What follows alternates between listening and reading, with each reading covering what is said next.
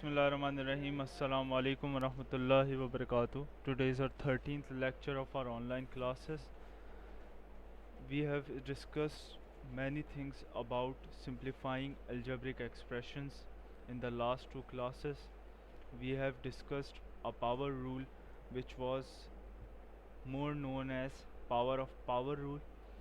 Now in this lecture we are going to discuss in detail about multiplication of two algebraic expressions or two algebraic terms. Mainly they will be algebraic terms, no algebraic expression will be considered today. In the next class inshallah we will discuss that later. And in today's class we are just discussing about question number 3 and part 3, part 1, 2 and part 4. Now first of all, this is sixth lecture of algebraic expressions. I will make sure inshallah in the next 2 weeks we will complete this whole chapter. No questions are to be cutted or removed from this chapter because all of these questions are in your syllabus. So let's take a look at the learning outcome. The learning outcome, I will repeat it. In this lecture we are going to learn inshallah about the multiplication and division of algebraic expressions. Now what is the rule of power addition? In last class we have discussed about the rule of power. When is the rule of power applied? When there are two powers involved in a single variable or a single expression or a single term. Here powers are different, but there are two same variables involved. So first of all we are going to define the rule. Whenever you multiply two or more exponents with the same base, ठीक है. अच्छा, यहाँ पर कह रहे हैं कि हमने जब भी दो वेरिएबल्स, ऐसे दो वेरिएबल्स जिन पे बेसिस सेम हो, उनको मल्टीप्लाई किया है. जैसे अगर यहाँ पर देखें तो कौन से दो ऐसे वेरिएबल्स हैं जिनकी बेसिस सेम है? यहाँ पर x और इसके बराबर में ही सेकंड x है जिसकी वेरिएबल दोनों सेम है. तो मैं यहाँ पर कहूँगा सेम वेरिएबल्स अगर कभी भी मल्टीप्लाई हो रहे हों और उनके ऊपर पावर अप हो मौजूद, इसका मतलब है मैं यहाँ पर ये कहूँगा कि इन दोनों की पावर को क्या कर लिया जाएगा बेटा? ऐड कर लिया जाएगा. सिमिलरली यहाँ देख लें कि दोनों की पावर को हमने क्या कर दिया है? ऐड कर दिया है. इसकी एक एग्जांपल देख लेंगे. देखें, कीप द बेस को वैसे के वैसे रखो और सिर्फ पावर को ऐड करो. ऐसा नहीं कि बेस दो दफ़ा आ रहा है तो दो दफ़ा बेस लिखना है, नहीं.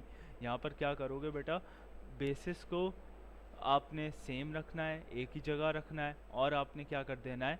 वेरिएबल जो पावर है उसको क्या कर लेना है? ऐड कर लेना है. ठीक है, जिस तरह मैंने यहाँ शो किया है.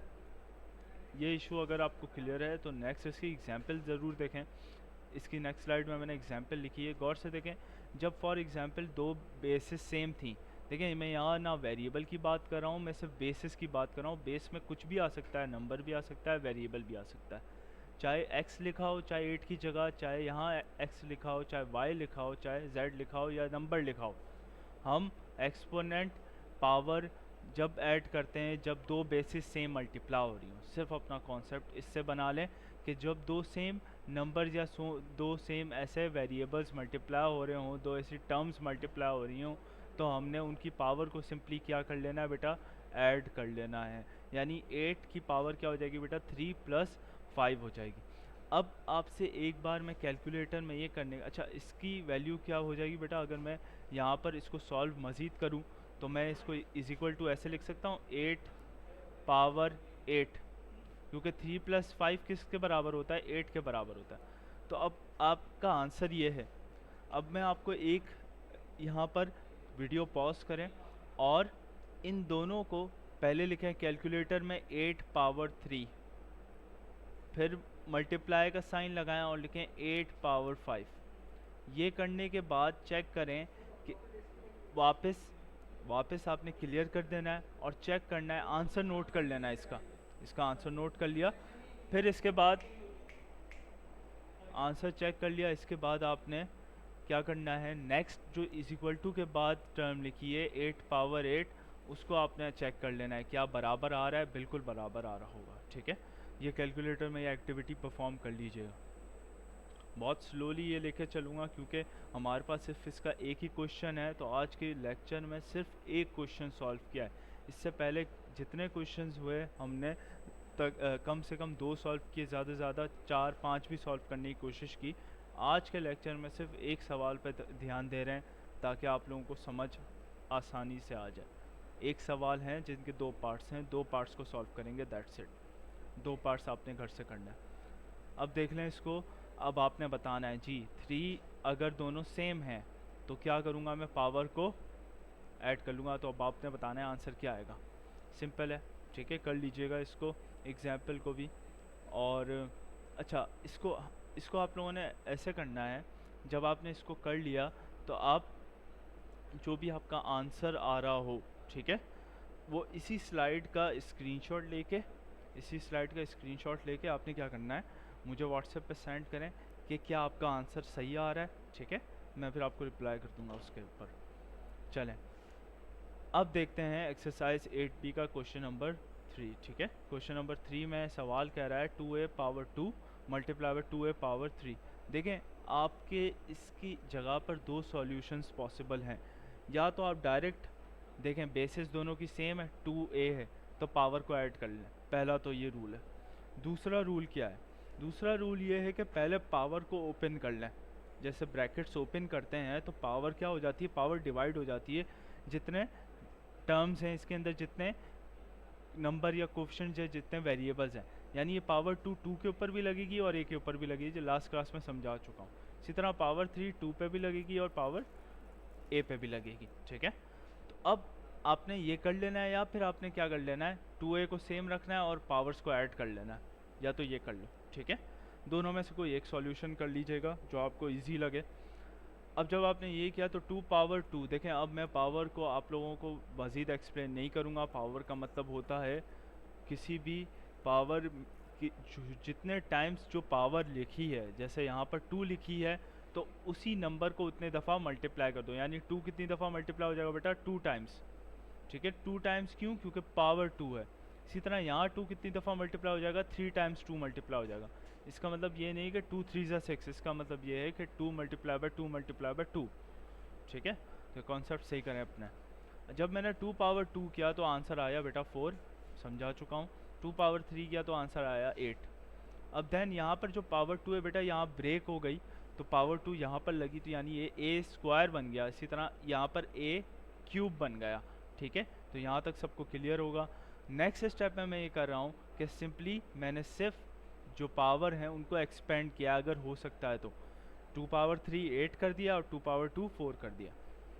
उससे नेक्स्ट स्टेप में मैंने इन 4 नंबर्स को आपस में मल्टीप्लाई करवा दिया, क्योंकि बीच में साइन किसका बेटा, मल्टीप्लाई का, ठीक है। 32 आ गया, 8 4 से 32।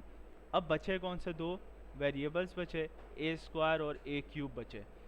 अब गौर से देखें, दोनों के दरमियान किसका साइन है, मल्टीप्लाई का, और दोनों की बेसिस क्या है बेटा, सेम है। तो हम कौन सा रूल अप्लाई करेंगे, पावर एडिशन रूल अप्लाई करेंगे। यानी 2 + 3 क्या हो जाएगा हमारा, 5 आ जाएगा, यानी a पावर 5 आंसर आ जाएगा। तो ये आपका आंसर है, ठीक है। इसको नोट कर लीजिएगा कॉपीज़ में। नेक्स्ट सवाल की तरफ चलते हैं जल्दी से। अब इसको देखें गौर से, इसके अंदर पार्ट 4 सॉल्व कर रहे हैं। पार्ट 4 के अंदर हम पहले वाला जो तरीका मैंने एक्सप्लेन किया लास्ट क्वेश्चन में, वो नहीं अप्लाई कर सकते, क्योंकि दोनों अलग अलग हैं। यहाँ -4ab² है, यहाँ 2ab² भी है। तो एक ही तरीका रह सके बच गया आपके पास। कौन सा तरीका, ब्रैकेट एक्सपेंशन वाला। तो पहले तो हमने करना है एक्सपेंशन। एक्सपेंशन मतलब ये है कि पावर को ब्रेक कर लो। 4 के ऊपर पावर अलग लग जाएगी, a के ऊपर अलग लग जाएगी, और b² के ऊपर अलग लग जाएगी। इसी तरह यहाँ पावर 3 2 पे अलग लगेगी, पावर 3 a² पे अलग लगेगी, और पावर b पे अलग लगेगी। अच्छा, अब अगर गौर से यहाँ देखें तो -4 है, ठीक है। -4 पे लग गई पावर 2, ठीक है, क्योंकि माइनस है ना, नंबर माइनस है, नेगेटिव है, तो मैंने ब्रैकेट का इस्तेमाल किया। अब याद करें, मैंने आपको बताया था कि कभी भी किसी नेगेटिव नंबर की पावर क्या हो, सही है। फॉर एग्जांपल मैंने एक नेगेटिव कोई भी नंबर लिखा है, उसकी पावर क्या हो बेटा, उसकी पावर हो इवन नंबर, ठीक है। क्या पावर हो बेटा, इवन हो, तो आंसर क्या आता है बेटा, प्लस में आता है। इसी तरह अगर नेगेटिव नंबर की पावर क्या हो बेटा, नेगेटिव नंबर की पावर क्या हो बेटा, ऑड हो, तो इसी तरह आपका आंसर क्या आ जाता है यहाँ पर, नेगेटिव आ जाता है। ठीक है, नाउ यहाँ पर देखें आप, 4 माइनस है sign, negative number, power two is even, so therefore answer comes 16, यानी ये नेगेटिव बदल गया प्लस में, तो प्लस तो हम लिखते नहीं हैं। और 4 का स्क्वायर क्या हुआ, 4 का स्क्वायर का मतलब ये है कि 4 2 ज़ा 8 नहीं, 4 4 ज़ा 16, यानी 4 दो दफ़ा मल्टीप्लाई हो गया। अब पावर 2 ए पे भी लगी तो ए स्क्वायर आया, पावर 2 बी स्क्वायर पे लगी तो आया बी स्क्वायर, यानी बी पावर 2 मल्टीप्लाई बाय 2, क्योंकि हमने रूल पढ़ा है पावर का, कभी भी पावर के ऊपर पावर होती है तो पावर क्या हो जाती है, मल्टीप्लाई हो जाती है। मैंने डायरेक्ट किया है, आप चाहें तो एक स्टेप बढ़ा कर सकते हैं। यहाँ 2 पावर 3 आया, 2 पावर 3 मीन्स 8। ठीक है, 2 पावर 3 मीन्स 8, क्योंकि 2 इंटू 2 कितना होता है, 8 होता है। सिमिलरली पावर 3 ए स्क्वायर पे लगा तो क्या आया, ए 6 आया। क्यों ए 6 आया, क्योंकि 2 3 ज़ा 6 आया। बी पावर 3 पे आए तो पावर 3 बन गई। अब देखें इधर गौर से, ये सारे आपस में क्या हो रहे हैं बेटा, मल्टीप्लाई हो रहे हैं। यहाँ पे कोई साइन नहीं है, ब्रैकेट्स का इस्तेमाल हो रहा है, यानी ये सब मल्टीप्लाई हो रहा है। अब देखें इधर, यहाँ पर हम देखेंगे कि कौन से ऐसे बेसिस हैं जो सेम है, यानी ए स्क्वायर जो होगा सॉल्व इस ए से होगा, यानी बी इससे सॉल्व होगा, और सिमिलरली नंबर्स आपस में सॉल्व होंगे। अब 16 8 और होता है 128, ये तो आसानी से सॉल्व हो गया। अब इसको किस तरह सॉल्व करें, आ गया वापस आपका पावर एडिशन रूल जो हमने आज की क्लास में पढ़ा है। ए की पावर 2 को प्लस कर लें 6 से तो आ जाएगा 8। सिमिलरली बी पावर 4 को प्लस कर लें 3 से तो आ जाएगा आपका पावर 7, यह आपका आंसर बन जाएगा। ठीक है, आज की क्लास बस इतनी थी हमारी, और इंशाल्लाह नेक्स्ट क्लास में हम क्वेश्चन नंबर 4 और क्वेश्चन नंबर 5 करने की कोशिश करेंगे, या फिर अगर हैक्टिक हो रहा होगा तो मैं 4 पे ही एंड करूँगा। मैं नहीं चाहता कि क्लास को मज़ीद पेस पे लेके जाऊँ। हमारे पास अच्छा खासा टाइम है, हमने एक चैप्टर भी कंप्लीट कर लिया है, स्टिल हमारा सेकंड चैप्टर भी गो ऑन है, जिसके अंदर हम एक एक्सरसाइज ख़त्म कर चुके हैं, तो still we have a lot of time. तो हमारे पास टाइम की कमी नहीं है, हमने मज़ीद चीज़ों को संभाल कर आसानी से बिल्कुल अच्छे तरीके से पढ़ना है। चलें अब देख लें आज का होमवर्क है आपका क्वेश्चन 3 पार्ट 2 और 3 exercise 8B on page number 117। आज का चैलेंजर ये है कि आपने सॉल्व करना है फॉलोइंग क्वेश्चन सेस कि इसको सिंप्लीफाई करें। सिंप्लीफाई करने का तरीका आज की क्लास में समझाया है मैंने, जो आज की क्लास में समझाया है उसी तरह का सॉल्यूशन है। Write the answer in comments, पहली कंडीशन आंसर कमेंट्स में लिखें। Write answer will be pinned on YouTube पे आपका आंसर पिन किया जाएगा, and the name of the student और students will be mentioned in the next video इंशाल्लाह। Also they will be awarded with two marks in the first monthly exam. I've told you earlier, सारे students try करिएगा, इंशाल्लाह 5 PM पे आपकी video upload की जाएगी, premiere की जाएगी, उसको ज़रूर देखिएगा।